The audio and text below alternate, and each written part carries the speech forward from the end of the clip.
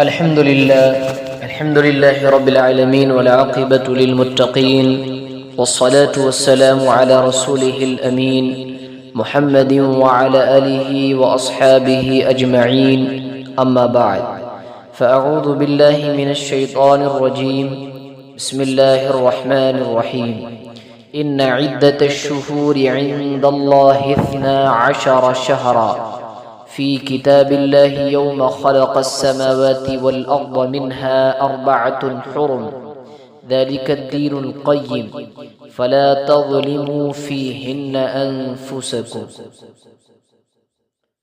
صدق الله العظيم وصدق رسوله النبي الكريم ونحن على ذلك لمن الشاهدين والشاكرين۔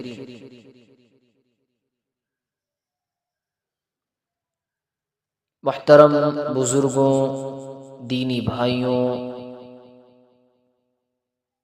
اللہ جل جلالہ وعم نوالہ کا بے پناہ احسان ہے، کرم ہے، فضل ہے کہ اللہ تعالی نے ہم سب کو ایمان کی دولت سے نوازا ہے، سرفراز فرمایا ہے۔ اسلامی سال کے پہلے مہینے کا آغاز ہو چکا ہے، جسے دنیا محرم الحرام کے نام سے جانتی ہے۔ یہ وہ مہینہ ہے جو اپنے دامن میں عظمت، برکت، حرمت اور بے شمار تاریخی و اسلامی انقلابات سمیٹے ہوئے ہیں۔ اللہ تبارک و تعالی نے اس مہینے کو ایک خاص تقدس عطا فرمایا ہے اور ہمیں اس بات کا حکم دیا ہے کہ ہم اس کی حرمت کا پاس و لحاظ رکھیں۔ میرے محترم بزرگوں اور دوستوں، محرم الحرام کی فضیلت، اس کے تقدس کا اندازہ اس بات سے لگایا جا سکتا ہے کہ یہ وہ مہینہ ہے جس کی عظمت کی گواہی خود کائنات کے مالک نے اپنے کلام مقدس میں دی ہے، اور جس کی برکات کا اعلان آقا نامدار جناب محمد رسول اللہ صلی اللہ علیہ وسلم نے اپنی زبان مبارک سے فرمایا ہے۔ اللہ تبارک و تعالی نے کائنات کی تخلیق کے وقت ہی سے زمان و مکان کے اصول طے فرما دیے تھے۔ قرآن مجید کی سورۃ التوبہ میں ارشاد باری تعالی ہے، ان عدت الشہور عند اللہ 12 شہرا فی کتاب اللہ یوم خلق السماوات والارض منها 4 حرم ذلك الدین القیم فلا تظلموا فیہن انفسکم۔ یقیناً مہینوں کی گنتی اللہ تعالی کے نزدیک کتاب الہی میں 12 اسی دن سے جب سے اس نے آسمانوں اور زمین کو پیدا فرمایا، ان میں سے 4 مہینے حرمت والے ہیں، یہی سیدھا دین ہے، پس تم ان مہینوں میں اپنی جانوں پر ظلم نہ کرو۔ مفسرین کرام فرماتے ہیں کہ حرمت کے 2 معنی ہو سکتے ہیں۔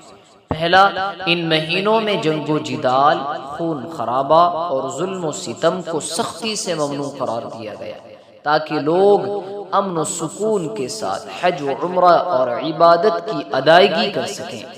دوسرا، ان مہینوں میں نیکیوں کا ثواب اور گناہوں کا وبال دیگر مہینوں کے مقابلے میں بہت زیادہ بڑھ جاتا ہے۔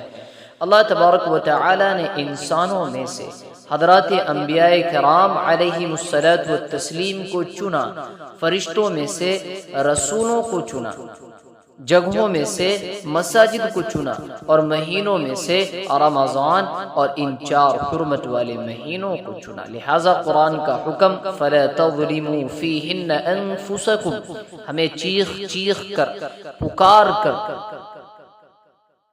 یہ کہہ رہا ہے کہ ان دنوں میں گناہوں سے بچو، نمازوں کی پابندی کرو اور اپنی جانوں کو اللہ تعالی کی نافرمانی کی آگ میں مت جھونکو۔ سیدنا ابو بکر رضی اللہ تعالی عنہ سے روایت، نبی کریم صلی اللہ علیہ وسلم نے حجۃ الوداع کے موقع پر اپنے خطبے میں ان 4 مہینوں کی واضح نشاندہی کرتے ہوئے ارشاد فرمایا، سال کے 12 مہینے ہیں جن میں سے 4 حرمت والے ہیں، 3 تو لگاتار ذوالقعدہ، ذوالحجہ اور محرم، اور 4تھا رجب المرجب ہے جو جمادی الآخر اور شعبان کے درمیان آتا ہے۔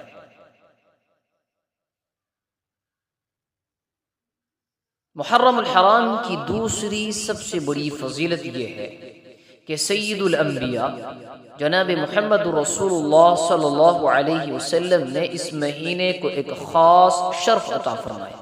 کائنات کی ہر چیز، زمین و آسمان، چاند اور سورج، سب اللہ ہی کے ہیں، لیکن رسول اللہ صلی اللہ علیہ وسلم نے محرم کو شہر اللہ یعنی اللہ کا مہینہ کہہ کر پکارا۔ علم حدیث کے ماہرین فرماتے ہیں کہ کسی چیز کی نسبت اللہ کی طرف کرنا اضافت تشریفیہ کہلاتا ہے، یعنی کسی چیز کو عزت اور شرف دینے کے لیے اللہ تعالی کی طرف منسوب کر دینا۔ جیسے دنیا میں لاکھوں مکانات ہیں، لیکن خانہ کعبہ کو بیت اللہ کا گھر کہا جاتا ہے۔ کیوں؟ اس کا شرف سب سے اعلیٰ ہے۔ تاریخ میں کروڑوں اونٹنیاں آئی، لیکن حضرت صالح علیہ السلام کی اونٹنی کو قرآن نے ناقۃ اللہ کی اونٹنی کہا۔ کیوں؟ وہ معجزہ تھی۔ بالکل اسی طرح سال کے 12 مہینوں میں سے رسول اللہ صلی اللہ علیہ وسلم نے محرم کو اللہ کا مہینہ فرمایا، جو اس بات کی واضح دلیل ہے کہ اس مہینے کو بارگاہ الہی میں ایک خاص اور ممتاز مقام حاصل ہے۔ میرے عزیز بھائیوں، اس مہینے کا ایک اور عظیم تحفہ نفل روزے ہیں۔ رمضان المبارک کے روزے تو ہر مسلمان پر فرض ہیں، لیکن فرض کے بعد کائنات میں سب سے افضل روزے کون سے ہیں؟ اس کا جواب ہمیں تاجدار مدینہ سرکار دو عالم جناب محمد رسول اللہ صلی اللہ علیہ وسلم کے اس فرمان عالی شان سے ملتا ہے، جس میں سیدنا ابو ہریرہ رضی اللہ تعالیٰ عنہ بیان فرماتے ہیں کہ جناب محمد رسول اللہ صلی اللہ علیہ وسلم نے فرمایا: افضل الصیام بعد رمضان شہر اللہ المحرم، وافضل الصلاة بعد الفریضہ صلاة اللیل۔ رمضان المبارک کے بعد سب سے افضل روزے اللہ کے مہینے محرم الحرام کے ہیں، اور فرض نماز کے بعد سب سے افضل نماز رات کی نماز یعنی نماز تہجد ہے۔ حضرات علماء کرام فرماتے ہیں چونکہ محرم الحرام سے اسلامی سال کا آغاز ہوتا ہے، اس لیے شریعت مطہرہ نے یہ پسند فرمایا کہ مومن اپنے نئے سال کا آغاز اور پرانے سال کا اختتام ذوالحجہ کے روزوں اور حج کے ساتھ اللہ تعالیٰ کی عبادت اور روزے جیسی عظیم مخفی عبادت سے کرے۔